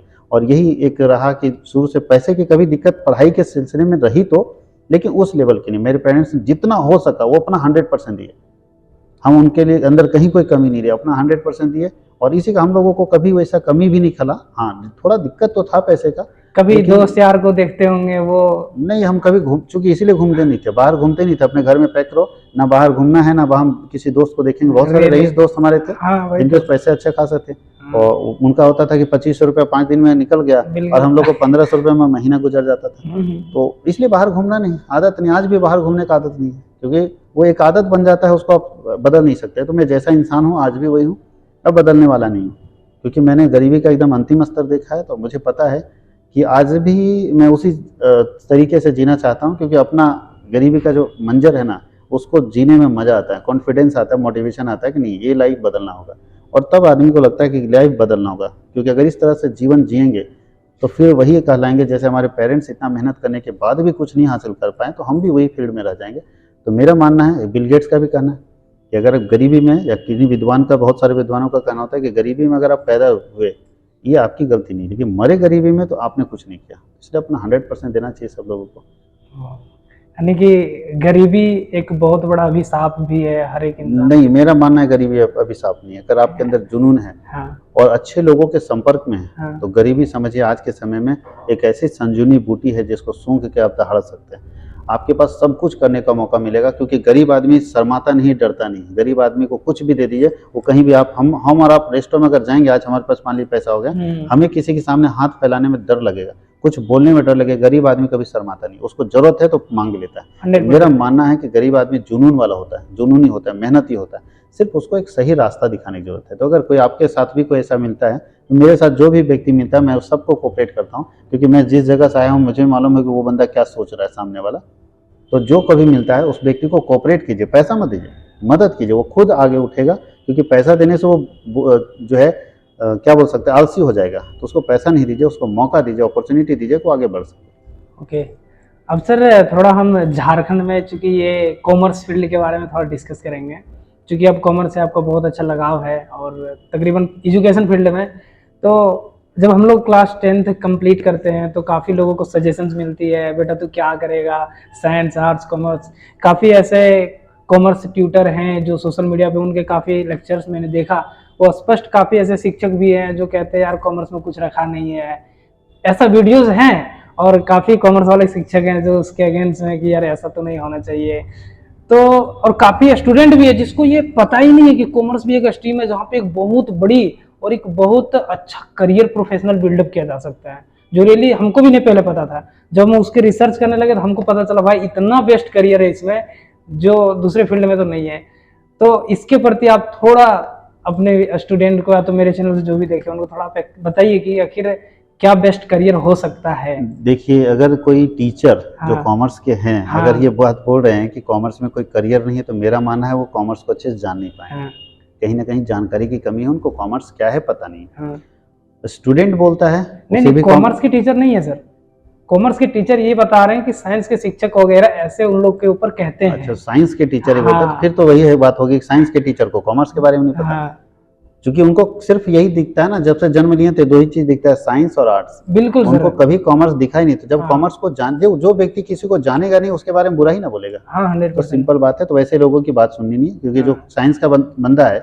अब आप बताइए कि राहुल गांधी मोदी जी का तारीफ कर सकते हैं, तो साइंस का बंदा कॉमर्स के बारे में कैसे तारीफ करेगा? क्योंकि उसका ट्यूशन साइंस का है। वो सोचता है कि हमारे यहाँ ज्यादा बच्चे साइंस वाले एडमिशन लेंगे तो साइंस वाले मेरे यहाँ पढ़ेंगे। तो मेरे लिए साइंस के शिक्षक क्या बोलते हैं मैटर नहीं करता। कॉमर्स के लोगों को कॉमर्स का झंडा लेके आगे चलना है। कॉमर्स मायने में, आज के समय में अगर सही हाँ। मायने में देखा जाए, हाँ। तो कॉमर्स एक अकेला ऐसा फील्ड है जो प्रोफेशनल फील्ड है। आप अगर कॉमर्स की जर्नी देखिए, जब कॉमर्स क्यों सरकार लाई, पहले तो बिल्कुल। आर्ट्स और साइंस हुआ करता हाँ। था। तो कॉमर्स लाने के पीछे ये था कि बच्चों में कॉमर्शियल नॉलेज या प्रोफेशनल नॉलेज डालेंगे। बच्चों को आज के समय में जो चाहिए, इंटरप्रेन्योरशिप बनाना है, कॉमर्शियल नॉलेज चाहिए, उसके अंदर प्रोफेशनल नॉलेज चाहिए, वो लाने के लिए कॉमर्स लाया गया। तो जो बहुत लोगों को पता ही नहीं कॉमर्स लाया क्यों गया, उनको लगता है कि कॉमर्स टपक कैसे गया बीच में, हाँ। आर्ट्स और साइंस चल रहा था कितना बढ़िया। तो बिल्कुल आर्ट्स और साइंस चल रहा था, लेकिन कॉमर्स आज के समय में एक ऐसा फील्ड है जो सरकार खुद लाई है बच्चों को रोजगार से जोड़ने के लिए। इसलिए जिनको कॉमर्स का मीनिंग पता है वो कभी ऐसा बात नहीं बोलेंगे, और जिनको कुछ नहीं पता वो तो कुछ उनको भी बोलने में बोलते दिक्कत नहीं। और झारखंड में जो कॉमर्स की स्थिति अभी हाँ। है, हाँ। मुझे लगता है सरकार को भी थोड़ा ध्यान देना चाहिए इस तरफ। और सरकार की गलती बिल्कुल है इसमें, क्योंकि सरकार किसी भी एंगल में कॉमर्स का जो रियल चीज था ना उसको लाग नहीं पाई। सिर्फ एक एज ए पढ़ाई के तौर पर आप प्रोफेशनल डिग्री लेकर आ रहे हैं और साइंस आर्ट्स जैसा पढ़ा रहे हैं, क्या होगा? प्रोफेशनल डिग्री का मतलब ये होता है कि अगर कोई बच्चा 12th में है, उसे कोई इंडस्ट्री विजिट कराइए, उसको प्रोजेक्ट वर्क दीजिए कि जाओ तुम Internship इंडस्ट्री, करवाइए। जी इंटर्नशिप जिसको हम लोग बोल सकते हाँ। हैं। हाँ। इंटर्नशिप नहीं तो कम से कम 2 दिन के लिए 3 दिन के लिए विजिट तो लेके विजिटिंग भी। आप इंटर्नशिप मत दे दीजिए। किसी कॉलेज के बच्चा को या कॉलेज को बोलिए कि आप हाँ। अपने बच्चे को कहीं पे लेके जाइए इंटर्नशिप, ये विजिट कराने के लिए। वहाँ का पूरा एनवायरमेंट देखेगा, कल्चर देखेगा, डिसीजन मेकिंग प्रोसेस देखेगा, उसके अंदर ऑटोमेटिक वो कीड़ा जग जाएगा कि अपने को भी यहाँ जाना है, कितना अच्छा जगह है, कितना अच्छा पोस्ट है, कितना अच्छा सैलरी है। तो उसे पहले मिलाइए तो वैसे जॉब प्रोफाइल वाले लोगों से। तो कॉमर्स का जो पर्पस है ना बनने का, वो अलग है। लोग समझ नहीं पा रहे और सरकारें भी नहीं समझ पा रही कि किस लिए कॉमर्स बनाया गया था। फिर मैं बता दूं, आने वाला जो समय सिर्फ कॉमर्स का है। बिल्कुल। आज किसी भी फील्ड को देख लीजिए, चाहे अमेजन को देख लीजिए, फ्लिपकार्ट को देख लीजिए, आप अभी के समय में अगर देखें जोमेटो को देख लीजिए, चाहे ओला को देख लीजिए, उबर को, सब क्या है सर? इंटरप्रेन्योर्स हैं, नए सोच के बिजनेस पर्सन। और दुनिया बिजनेस पर्सन से ज्यादा कोई कमाता है? तो बिजनेसमैन के कब्जे में पूरी दुनिया रहेगी। और बिजनेस करने का जो तरीका है वो कॉमर्स सिखाता है। वो साइंस और आर्ट्स का भी अपना इंपॉर्टेंस अपने लाइफ में है। तो जो बच्चे साइंस लेने लायक रियल में है वही साइंस लें, जो आर्ट्स लेने लायक है आर्ट्स लें, और जो कॉमर्स लेने लायक है कॉमर्स लें। अच्छा, ये कुछ बच्चे ऐसे होते हैं जो बिल्कुल साइंस लेने लायक नहीं है, फिर भी इसलिए साइंस ले रहा है क्योंकि उसका दादाजी बोल दिया, उसकी चाची बोल दी, उसका चाचा बोल दिया, उसका भाई बोल दिया, उसका दोस्त बोल दिया, इसलिए ले जा रहा है। ये गलत डिसीजन है। इसलिए कॉमर्स गलत है ऐसा बिल्कुल नहीं कहना चाहिए, क्योंकि कॉमर्स का मीनिंग आप नहीं जानते। कभी कॉमर्स के बारे में पढ़ के देखो, जब इसकी हिस्ट्री पढ़ोगे तो आपको दिक्कत नहीं होगी, आप अच्छे से समझ पाओगे कॉमर्स क्या है। सर तो अभी आपने एक चीज बोला कि जो साइंस के लायक बच्चे उसको साइंस लेना चाहिए, कॉमर्स के लायक कॉमर्स और आर्ट्स के लायक आर्ट्स। तो कोई बच्चा कैसे खुद को डिफाइन करे कि हम कॉमर्स के लायक हैं? हाँ, ये एक अच्छी बात। देखिए हाँ। प्रॉब्लम क्या हो रहा है ना कि यहाँ जो ग्रामीण क्षेत्र में 10th पढ़ाने वाले टीचर्स हैं, हाँ। प्रॉब्लम उनसे भी है कि वो बच्चे को जज नहीं कर पाए कि इस बच्चे के अंदर एबिलिटी क्या है, क्योंकि बच्चा खुद से डिसाइड नहीं कर पाएगा। 10th क्लास का एग्जाम देने के बाद उसका उतना मेच्योर नहीं रहता है कि वो समझ पाए कि मेरे करियर में कौन सा अच्छा है। तो जो टीचर्स पढ़ाते हैं उसे ट्यूशन, वो लगता है थोड़ा सा भी पढ़ने में तेज रहा तो सीधा साइंस बोल देते हैं। हाँ जबकि यही परखना चाहिए शिक्षक को कि आप किसी के करियर का डिसीजन ले रहे हैं। शिक्षक की जिम्मेदारी बहुत बड़ी है। मैं फिर बता दूं कि आप किसी के करियर के बारे में सोच रहे हैं, ऐसे हल्के में ही बोल सकते हैं कि आप तुम साइंस ले लो, तुम आर्ट्स ले लो, तुम कॉमर्स ले लो, उसका करियर उस पर टिका हुआ है।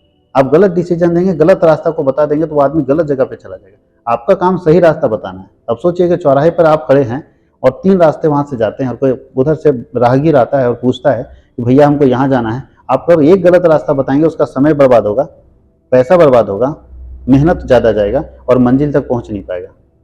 आप वही कर रहे हैं। तो वहाँ जो पढ़ाने वाले शिक्षक हैं उनके लिए बहुत बड़ी जिम्मेदारी है कि वो बच्चे को सही से समझे। अगर लगता है कि वो बच्चा साइंस में अच्छा कर पाएगा तो साइंस का आप डिसीजन दीजिए। अगर लगता है कि बच्चा कॉमर्स में अच्छा कर पाएगा तो कॉमर्स का बताइए, और लगता है कि बच्चा आर्ट्स में अच्छा कर पाएगा तो बच्चा आर्ट्स सजेस्ट कर दीजिए। तो वहाँ जो सजेशन होता है, या गांव में भैया लोग जो होते हैं सजेशन देने हाँ वाले, भैया लोग। इन लोगों के पास उस बच्चे का फ्यूचर, मतलब दूसरे बच्चे का फ्यूचर इतना आसानी से आप डिसाइड कर देते हैं, और बच्चा भी इतना बेवकूफ़ है कि उसको मान लेता है। कभी सर्च नहीं करता, किसी एक्सपर्ट से पूछता नहीं। वो 2 भैया से पूछा जो शायद अपने जीवन में सफल हो ना सफल हो अलग बात है, लेकिन उनसे पूछ लिया। तो बताइए, अगर हमसे कोई बच्चा पूछने आता तो हम कभी नहीं किसी को राय देते, कभी राय नहीं देते। हम सबसे पहले पूछते हैं तुम्हारा इंटरेस्ट किस में, सब कुछ जान लेते तब। क्योंकि मेरा मानना है कि हम उसके करियर को लेकर कैसे डिसीजन ले सकते हैं। लाइफ उसका है, वो क्या कर सकता है, उसकी इंटरनल एबिलिटी क्या है, वो कितना अपने अंदर क्षमता रखता है। जब तक हम उसके बारे में नहीं जानेंगे कैसे डिसाइड कर देंगे तुम क्या कर लोगे। ये तो हो गया कि आप चलते चलते किसी के बारे में बोल दीजिएगा, अपने बारे में ज़्यादा सोच समझ के डिसीजन, और दूसरे के बारे में ऐसा नहीं होना चाहिए। हर शिक्षक को ये जिम्मेदारी लेनी होगी कि बच्चों के बारे में सोच समझ के डिसाइड करें। बच्चा अच्छा करेगा अपने फील्ड में, और टीचर को कभी नेगेटिव नहीं रहना चाहिए, पॉजिटिव वे में जाना चाहिए। ये भी जैसे कॉमर्स सब्जेक्ट है सर, जैसे आपने कहा कि लोगों को सोच समझ कर ही आना चाहिए। आपसे हम पूछना चाहेंगे, जो भी 10th पास आउट विद्यार्थी हैं, उसको कुछ ऐसे पॉइंट आप बताएं जैसे कॉमर्स फील्ड को लेकर, ताकि उसमें रुझान पैदा हो। जैसे काफ़ी लोगों को पता ही नहीं है, तो वो अगर जाने कि कॉमर्स में क्या क्या चीज़ें होती है, कुछ सेलेक्टेड पॉइंट आप जो शेयर करना चाहें कि अगर आप कॉमर्स करोगे तो आपको ये चीज़ें आप करियर में बिल्डअप कर पाएंगे, प्रोफेशनल करियर जैसे आपने कहा, तो कुछ उस टाइप से एक्सप्लेन कीजिए। देखिए, अब आज के समय में जो बच्चे अभी 10th का एग्जाम लिखे हुए, हाँ उनके लिए मेरा रिक्वेस्ट रहेगा कि आप सबसे पहले अपना स्ट्रीम चुनने से पहले कि आपको आर्ट्स लेना है, साइंस लेना है, कॉमर्स लेना है, स्टडी कीजिए। आपकी भी कुछ रिस्पॉन्सिबिलिटी है, आपकी भी कुछ जिम्मेदारी है, क्योंकि जिंदगी आपकी है, डिसीजन भी आपको थोड़ा सा लेना होगा अपने लिए।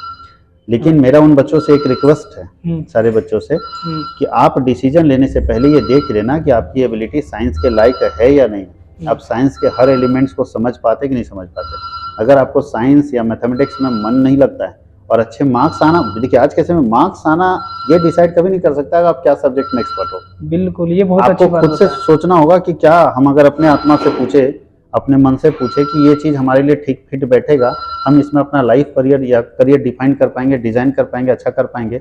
अगर आप ऐसा सोचते हैं तो आपको साइंस लेना चाहिए।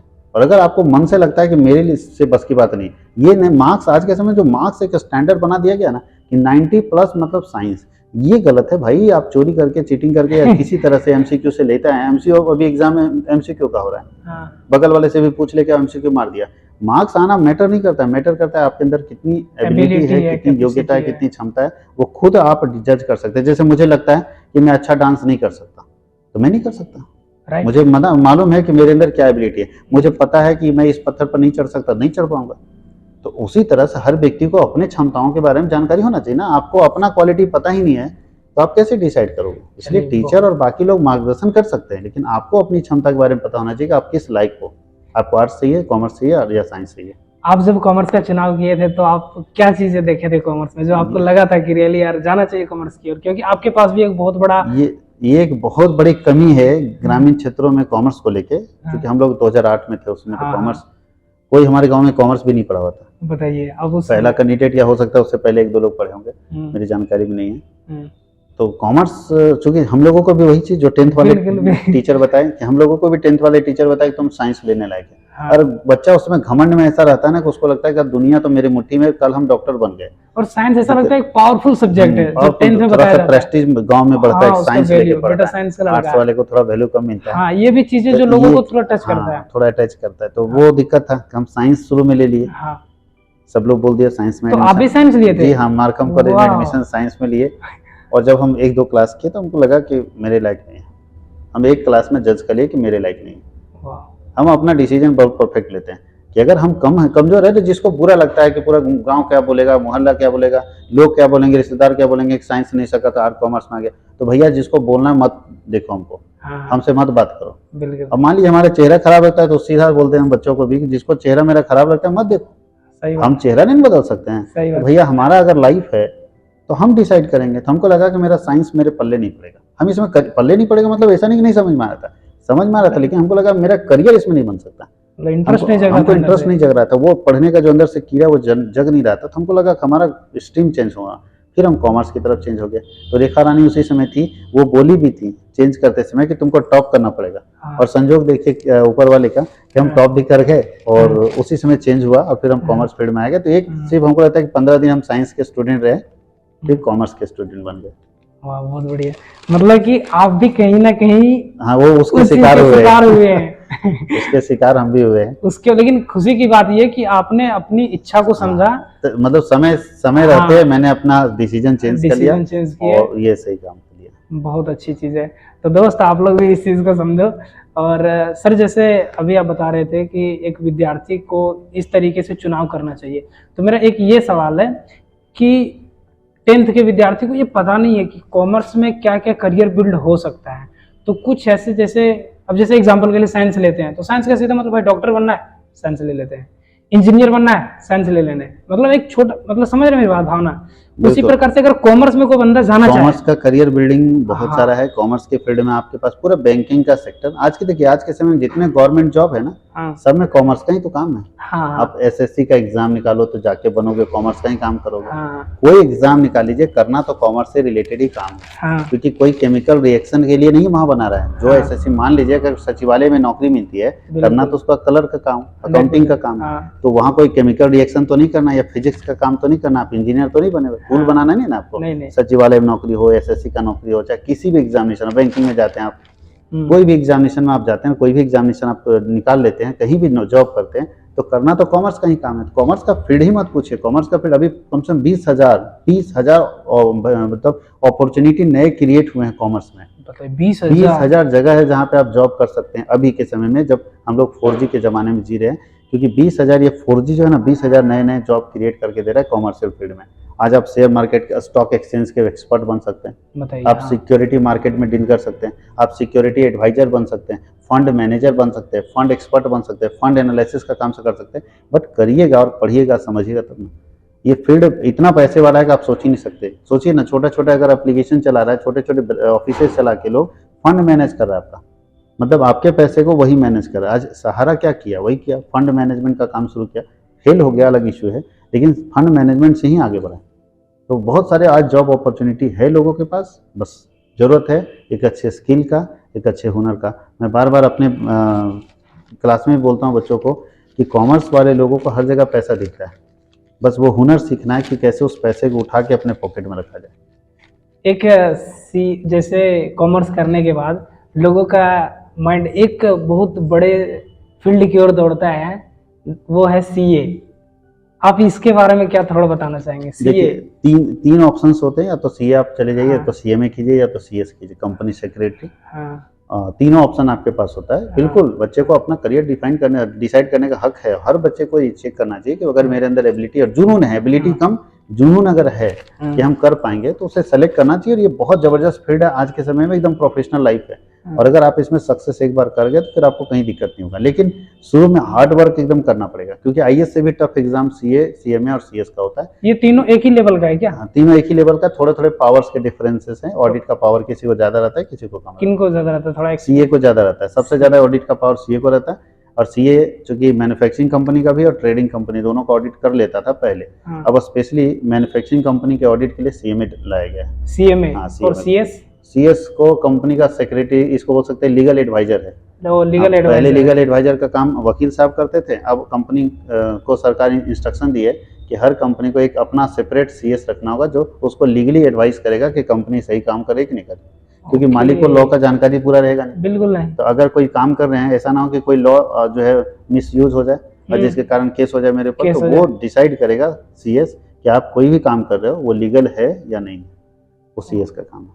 ये सीए और सीएस इस लेवल के एग्जाम्स को लेकर बच्चों में काफी डर होता है एक, कि कैसे करें, या तो डर ये सुन के वो नहीं हो पाएगा, सीधा बात है। तो देखिए, इसको लेकर आप क्या है? अगर सपना एवरेस्ट पर चढ़ने का है तो शुरुआत में मेहनत तो करना पड़ेगा, क्योंकि हाँ। अगर आप सोच रहे हैं कि हम बड़े पैमाने पर जाएं और अच्छा रिजल्ट करें, हाँ। तो आप खुद सोचिए कि अगर पहाड़ की ऊंची चोटी पर चढ़ना चाहते हैं तो संघर्ष तो जबरदस्त है, और जो ये संघर्ष झेलना चाहता है, जो बर्दाश्त कर सकता है, वही उस ऊंची चोटी पर चढ़ेगा। तो सीए, सीएमए और सीएस में सफलता उसी बच्चे को मिलेगी जिसका लगातार डेडिकेशन होगा, जो जी जान लगा देगा। आप हल्का पढ़ के सोचिएगा कि हम वो कर लें, तो पॉसिबल नहीं। अगर अंदर क्षमता है तो आप आगे बढ़ सकते हैं। ओके सर, जैसे आपने एजुकेशन फील्ड में आपने बताए थे, अब कुछ ऐसे क्वेश्चंस है जो बच्चे पूछ रहे हैं। बाकी आपने एमबीए का भी बारे में आप कुछ बताए थे, एमबीए चलिए। शायद भी आपने किया हुआ है, हाँ, तो वो अचानक मूड कैसे क्या रहा थोड़ा?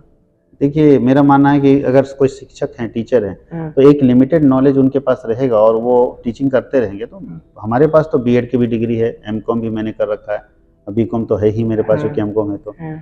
तो इतना काफ़ी डिग्री था बच्चों को पढ़ाने के लिए, बीएड मेरे पास है, हम्म। बच्चों को ट्यूशन देने के लिए इतना काफ़ी बिल्कुल। डिग्री था। फिर हाँ। भी लगा कि नहीं, एक शिक्षक को हमेशा अपने आप को चेंज करते रहना चाहिए, अपने नॉलेज को बढ़ाते रहना चाहिए।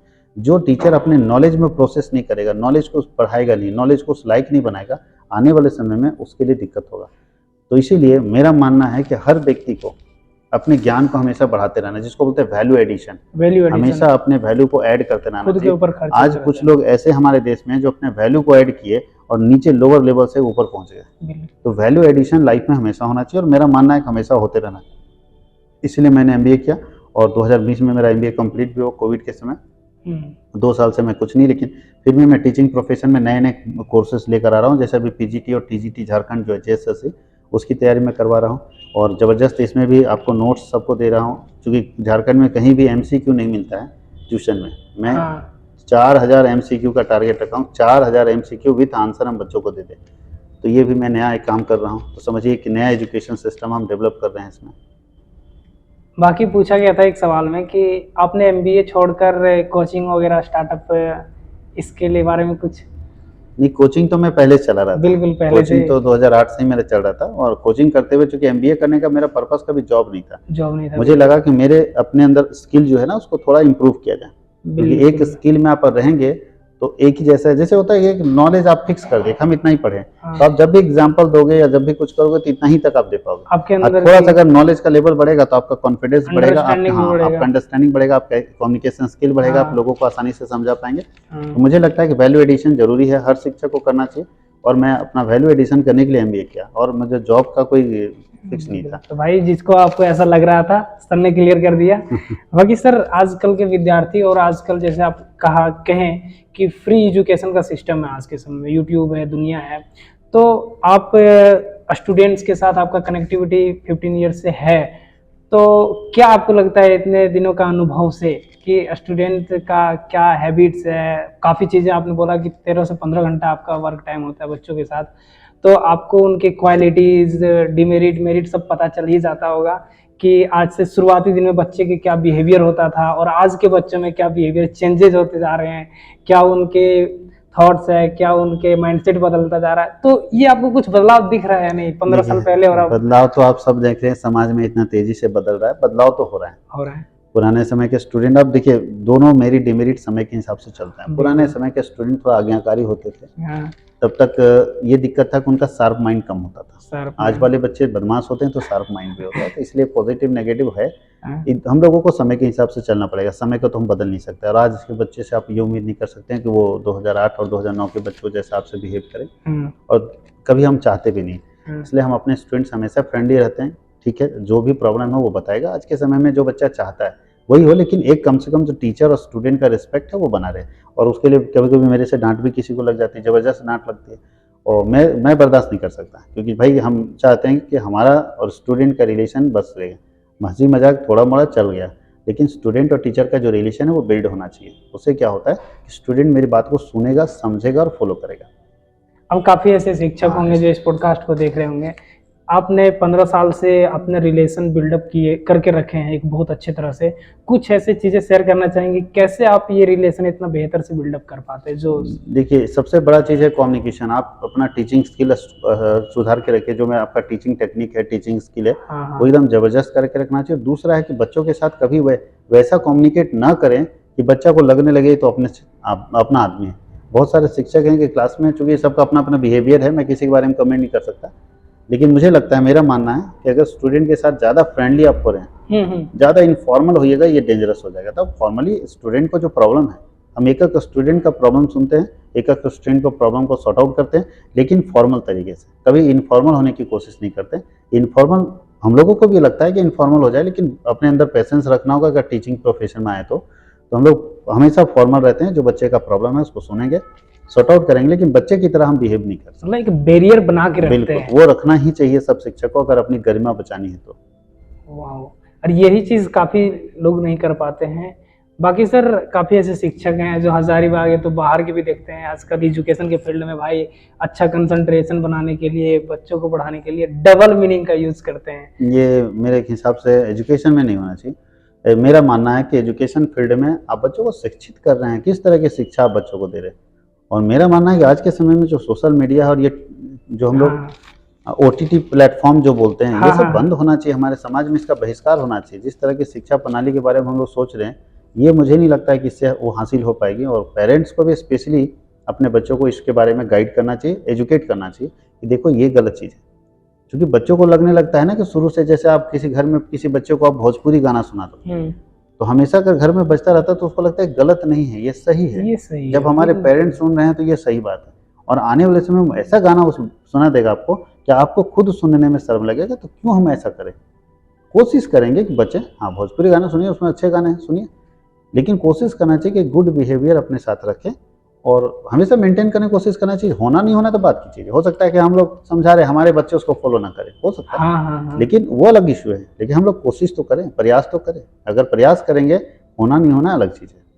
अब इतनी बड़ी एम्पायर क्रिएट की है अपना, मैनेज करना एक बहुत बड़ी चीज़ है जो रियली हर किसी में नहीं हो पाता है। मैंने काफ़ी ऐसे आए दिन इंस्टीट्यूट ओपन होते हैं, बंद हो जाते हैं, फलाना फलाना रीजंस होता है। तो आप इतने दिनों से अगर इसको मैनेज किए हैं तो काफ़ी आइडियाज़ होंगे आपके पास, काफ़ी स्ट्रगल होगा। तो कैसे आप मैनेज कर पाते हैं 15-15 घंटा सब कुछ छोड़ छाड़ के? ये स्टूडेंट का प्यार है। और हमें लगता है कि टीचर होने के नाते मैं फिर बता दूं, मेरी रिस्पॉन्सिबिलिटी है स्टूडेंट को पढ़ाना। हाँ। उसके लिए जो भी फैसिलिटी प्रोवाइड करनी हो, मुझे करनी पड़ेगी। अगर नहीं कर पाऊंगा, 100% नहीं दे पाऊंगा, तो मैं शायद टीचर बनने के लायक नहीं रहा। इसलिए मेरा मानना है कि डेडिकेशन 100% होना चाहिए। दूसरे काम में डेडिकेट होने से कोई फ़ायदा नहीं। आप एक काम में डेडिकेट होइए और कंटिन्यू काम कीजिए। मेरे मेरे यहाँ संडे, मंडे, 26 जनवरी, 15 अगस्त कभी छुट्टी नहीं होती है। हर दिन मेरा ऑफिस खुलेगा। आप कभी भी आ जाइए, मेरा ऑफिस खुला रहता है। हाँ, एक ही सिचुएशन बंद होता है जब हम बीमार रहते हैं, बाकी कभी नहीं। और भगवान की कृपा से तो बीमार भी अभी नहीं हो रहे हैं, तो होते भी है तो एक दिन में ठीक हो जाते हैं, ऊपर वाले का भी दिन है। तो ये मानना होगा कि आपको लग रहा है डेडिकेशन के साथ, क्योंकि इस दुनिया में कोई आदमी जब तक संघर्ष नहीं करेगा, कुछ भी सफलता हासिल नहीं कर सकता। और हम लोग स्टूडेंट के लिए हमेशा लगे पड़े हैं। जितना ज़्यादा मेहनत करना हो, हम लोग स्टूडेंट के लिए लगे। और आज भी हम 15 घंटा काम कर रहे हैं, 14 घंटा काम कर रहे हैं कंटिन्यूअस।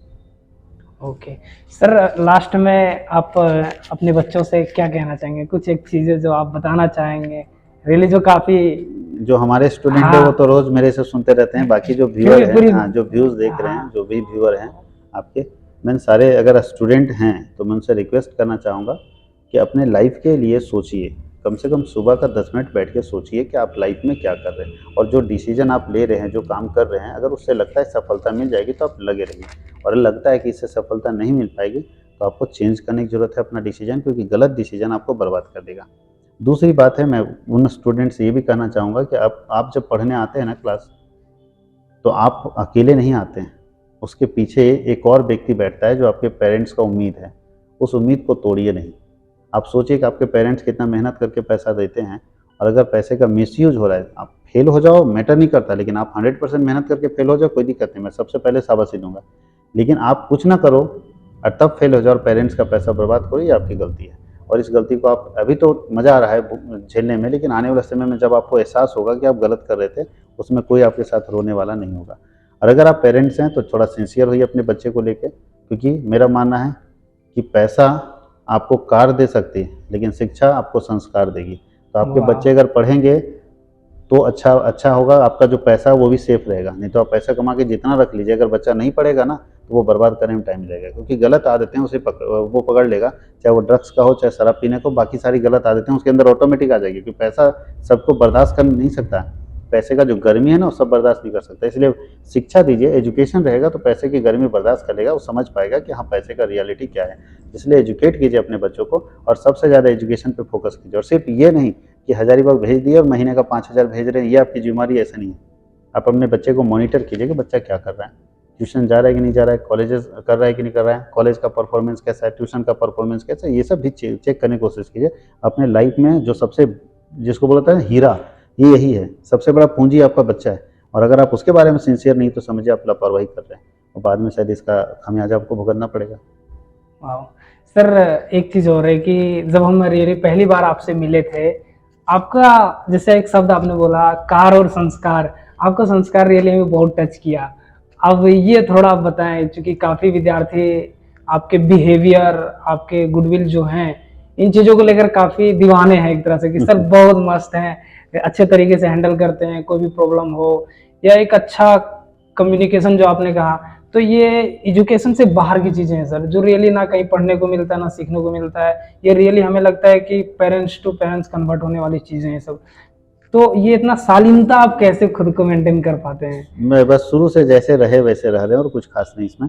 लेकिन कुछ बच्चे अगर अच्छा बोलते हैं तो ये हाँ। उनका बड़प्पन है, उनका प्यार हमारे लिए। कुछ बच्चे खराब भी बोलते होंगे, जो मेरे से सुन लिए होंगे कभी कभी जिनको डांट डपट पड़ गई वो खराब भी बोलते होंगे, तो वो मैटर नहीं करता है। स्टूडेंट हमारे मानते हैं, तो चूंकि मेरा डेडिकेशन स्टूडेंट के साथ रहता है, मैं चाहता हूँ कि एक एक स्टूडेंट बहुत कीमती मेरे लिए। मैं ये नहीं देखता मैं कितने स्टूडेंट पढ़ा रहा हूँ, मैं ये देखता हूँ कि एक एक स्टूडेंट को सेटिस्फाई करके जाना है। इसलिए कोई भी अगर एक बंदा भी आता है, अगर लेट भी ज्वाइन किया, तो मैं कोशिश करता हूँ कि मैं उसे सेटिस्फाई कर पाऊँ। इसी में मैं बिजी थोड़ा ज़्यादा रह जाता हूँ, क्योंकि मुझे एक एक बच्चे का ख्याल ज़्यादा रहता है, और इसीलिए बच्चों का प्यार मेरे साथ है। और बच्चों का प्यार है मेरे साथ है तो दुनिया की कोई ताकत हमको खिला नहीं सकती। हम काफी शिक्षकों से मिले हुए हैं, और आप काफी हम्बल हैं।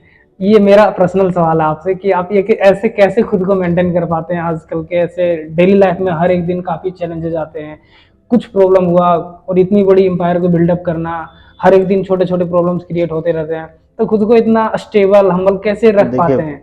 इस दुनिया में सक्सेस की एक ही चाबी है, वो पेशेंस। पेशेंस रखिए आप, सब कुछ ऊपर वाला देखता है। अभी जैसे हमारे हाल फिलहाल में चैनल चला गया, हाँ। बहुत मेहनत करके बनाया, 1.5 साल, कोई इशू नहीं। मेहनत करेंगे, हमारा काम जो है हम अपना करते रहेंगे, उसका काम जो था वो कर दिया। अब जिसने वो काम किया वो कर दिया। अब मान लीजिए कोई हैक कर दिया, यूट्यूब सस्पेंड कर दिया, वो उसका काम था, हमारा काम तो बनाना है ना। हम आज भी बनाएंगे, उस समय भी बना रहे थे, फिर से देखिए चैनल खड़ा कर दिया। तो मैटर वो नहीं करता, मैटर करता है कि आप पेशेंस रखिए। इस दुनिया में सब कुछ पॉसिबल है, लेकिन बहुत सारे बच्चे चाहते हैं ना कि आज लगा और कल पाओ। ये कॉन्सेप्ट गलत है, थोड़ा पेशेंस रखना पड़ेगा। सब्जी भी लगती है ना, तो पूरा जब तक पूरा उसकी पूरी लता जो है फैल ना जाए, तब तक आपको परवल का आनंद नहीं मिलेगा, तब तक बाकी खीरा और लौकी का आनंद नहीं मिलेगा। तो याद रखिएगा, आपको थोड़ा पेशेंस रखना पड़ेगा किसी भी फील्ड में। तो इस फील्ड में भी पेशेंस का जरूरत है। हम लोग पेशेंस रखे हुए और अपना आगे काम कर रहे हैं।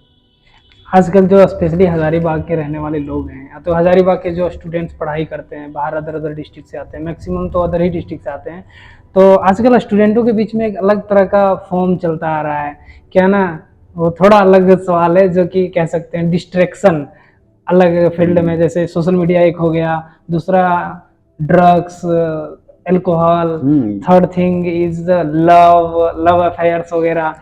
तो इससे कोई बच्चा अगर चला गया तो कैसे बाहर आए? चुके देखिए, समय समय जैसा बदलता है। पुराने समय में जो परिस्थितियां थी, उस समय में भी थोड़ा थोड़ा चलता था। एक दो दीवाने होते थे, उसको मजनू बोला जाता था। एक दो होते थे, आपको बहुत कम देखने को मिलते। हाँ, और अभी के समय में तो अब सब तो मजनू है। सब है सर, अब तो सब एक मजनू। स्टेटस हो गया है, हाँ, तो अगर नहीं ये, है तो उसको इन्फीरियर फील होता है। हाँ, नहीं है तो उसको सब खराब बोलता है। हाँ पहले था कि जो है उसको लोग हाँ, टोन कसता था, टोन ताना कसता देता था। था कि ये मजनू है।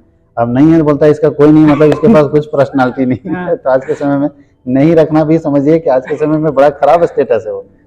तो सब समझता है कि अगर अपना स्टेटस मेंटेन करना है तो रखना पड़ेगा। तो समय बदलता है, उसके उससे हमारा और आपका कुछ नहीं हो सकता है। जो करना है करिए, लेकिन आप एक चीज़ हमेशा सोचिएगा कि लड़की हो या लड़का हो, मान लो ठीक है, आप एक साथ लव अफेयर में हो, कोई दिक्कत नहीं, आप शादी कर लो ना। हम चाहते हैं कि शादी कर लो और दोनों सक्सेस हो जाओ, दोनों ब्रांच मैनेजर बन के शादी करो। देखो फैमिली वाला मान लेगा, यहाँ कोई जाति नहीं सुनने जाएगा कि ये उस जाति का, वो उस जाति का, ये नहीं हो सकता है। इंटर कास्ट रिलेशन नहीं हो सकता, इंटर कास्ट शादी नहीं हो सकता, कोई नहीं सुनेगा, तुम लोग दोनों ब्रांच मैनेजर बन जाओ। तो रहो, प्यार कोई दिक्कत नहीं, प्यार करने में दिक्कत क्या है, लेकिन सफल होकर प्यार करो। अब जिस बच्चे को के ऊपर तुम अपनी जिंदगी लुटा रही हो, बच्ची के लिए, जिस बच्चे के ऊपर तुम जिंदगी, उसका ना अपना खाने को नहीं है, उसके पापा अगर नहीं देंगे पैसा ना, तो कल वो अपना पेट नहीं भर सकता है, तो तुम्हारा पेट कहाँ से भरेगा। तो प्यार तो बाद में, पहले तुम्हारा पेट नहीं भर पाएगा, और खाली पेट प्यार नहीं होता है। इसलिए पहले उसकी व्यवस्था कर लो कि हाँ ठीक है, हम लोग शादी करेंगे, प्यार करते हैं तो शादी करेंगे, कोई दिक्कत नहीं, लेकिन सफल तो हो जाओ। इसके लिए दोनों को डेडिकेट रहना होगा। जब तक हम लोग सफल नहीं हो जाते हैं, शादी कर लेंगे सफल होने के बाद। तो ये जो दिखावा वाला आज के समय में चल रहा है, ये थोड़ा सा आज के समय में बच्चे ज़्यादा डिमोटिवेट हो गए हैं, जिसके कारण फ्रस्ट्रेशन है, डिप्रेशन में चले गए हैं बच्चे। ये बहुत गलत चीज़ है, डिप्रेशन में नहीं जाना चाहिए किसी के लिए। कोई इस दुनिया में किसी के नहीं रहने और रहने से कुछ असर नहीं पड़ता है, कुछ फर्क नहीं पड़ता है। मेरे लाइफ से कोई चला जाए, मेरे लाइफ में कोई आ जाए, उससे कुछ असर नहीं पड़ता है। दुनिया जैसे चल रही है वैसे चलेगी। कोई व्यक्ति चला जाता है तो क्या हो जाता है, कुछ नहीं, 2 दिन रोएंगे लोग, फिर तीसरे दिन से अपना। तो जिंदगी की यही सच्चाई है। तो आप अपना कर्म करते रहिए और आप सफल होइए ना, और सफल होने के बाद आप जिससे प्यार करना चाहें करिए, और शादी कीजिए, क्या दिक्कत है। कोई नहीं रोकेगा, समाज नहीं बोलेगा, गांव नहीं बोलेगा, लोग नहीं बोलेंगे, क्योंकि बोलेगा सफल बच्चा है, कोई दिक्कत नहीं, वो कर सकता है। और असफल रहोगे तो करने में सब रोक देगा। तो भैया अगर तुमको करना ही है तो सफल होकर करो, कोई दिक्कत नहीं। आप इस चीज़ को बहुत करीबी से देखे होंगे, क्योंकि 2008 में जब शुरुआत किए होंगे, इस चीज़ का इतना ट्रेंड नहीं होगा शायद, है ना। उस समय मोबाइल नहीं हुआ था, तो उसमें वगैरह किसी मोबाइल तो था नहीं। हाँ। और उस समय में उसके बाद थोड़ा सा मान लीजिए 5 साल बाद मोबाइल आया, तो अगर किसी लड़की का मोबाइल नंबर गलती से आपके यहाँ आ गया और बात कर लिए, तो समझिए मारपीट हो जाएगी। वो जमाना था ना, अब थोड़ा बदल गया। तो मोबाइल का प्रचलन, मोबाइल नंबर तो समझिए आज के समय में बदलता है, इजी टू एक्सेस हो गया है। अब बहुत आसानी से एक्सेस हो जाता है। लोग मैंने एक बार मिले कि मोबाइल नंबर एक्सचेंज हो जाता है। फेसबुक है, इंस्टाग्राम है, स्नैपचैट है। उस समय बदलेगा, उसमें हम और आप कुछ नहीं कर सकते। वो हम जब और समय बदलेगा तो उसके हिसाब से बच्चे बदलेंगे, क्योंकि हम लोग जिस वेस्टर्न कल्चर को लेके आ रहे हैं, ये डेंजरस है सोसाइटी के लिए। मेरा भी मानना है कि वेस्टर्न कल्चर नहीं आना चाहिए, ये डेंजरस है सोसाइटी के लिए, अच्छा नहीं है। लेकिन वेस्टर्न कल्चर को फॉलो लेकिन करके हम लोग लोग प्राउडली फील करता है। हम लोग इसको फॉलो कर रहे हैं सारे लोग, हाँ। और हाँ, प्राउड फील मोमेंट होता है। बहुत सारे हाँ। लोग गर्व महसूस करते हैं कि हम भाई सोशल मीडिया में एक्टिव हैं। हाँ। अरे सोशल मीडिया एक मार्केटिंग का तरीका है, प्रचार का तरीका है, दैट्स ऑल, उससे ज़्यादा कुछ नहीं। अपने आप को वहाँ पूरा उजागर करने की जरूरत नहीं है, और अपनी बेइज्जती कराने की जरूरत नहीं। अगर आप अपना मार्केटिंग जिस भी फील्ड में, जैसे हम लोग इंस्टीट्यूशन वाले हैं, अपने कोचिंग का प्रचार करेंगे, उससे ज़्यादा क्या कर सकते हैं सोशल मीडिया प्लेटफॉर्म पे, और कुछ नहीं कर सकते। तो सबका अपना अपना तरीका है उसको कैसे। लेकिन वेस्टर्न कल्चर जो हमारे देश में आ रहा है, ये हमारी संस्कृति और सभ्यता को खत्म करता जा रहा है, जो कि ठीक नहीं है। ओके, तो थैंक यू सर, ये रहा लास्ट। और हम चलिए, धन्यवाद आप सभी लोगों को, सारे Thank you, sir. दर्शकों को। ठीक है।